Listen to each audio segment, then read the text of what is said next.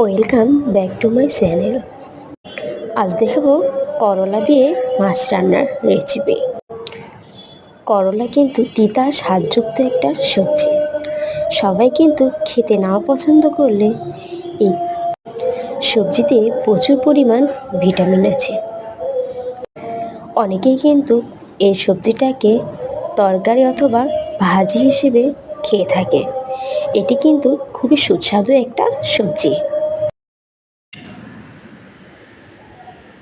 করলা তিতা খেতে কিন্তু সবাইকে নাও ভালো লাগতে পারে, এর জন্য আমি আগে থেকে ম্যারিনেট করে রাখি লবণ দিয়ে মাখিয়ে। দেখতেই তো পাচ্ছেন, লবণ দিয়ে মাখিয়ে দেওয়ার পরে করলাটা কিন্তু তিতা একটু কম হয়। তাই সমস্ত মশলা দিয়ে মশলাটা প্রথমে আমি সুন্দর করে কষিয়ে নিয়েছি, তারপর করলাটা দিয়ে দিয়েছি, দিয়ে এবার কষিয়ে কষিয়ে নাড়াচাড়া করে নিচ্ছি। এবার দিয়ে দিলাম বেশ কিছু পেঁয়াজ কুচি। পেঁয়াজেও কিন্তু তিতা একটু কম হয়, সেই জন্য দিয়ে দিয়েছি তেল। এবার দিয়ে দিলাম পরিমাণ মতো পানি। পানিটা দিয়ে সবজিটা সুন্দর করে কষিয়ে নেব। সুন্দর করে নেড়ে চেড়ে নিচ্ছি যাতে কড়াইতে লেগে না যায়। এবার দিয়ে দিলাম ঝোলের জন্য পানি।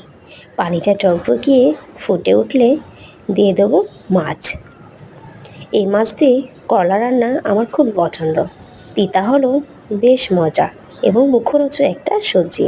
অনেকের আছে জ্বর এসেছে, ঠান্ডা লেগেছে, কিছু ভালো লাগছে না, একটু তিতা তিতা লাগে মুখটা, তখন এই করলা তিতাটা ভেজে অথবা রান্না করে খেলে কিন্তু মুখে একটু রুচি আসে।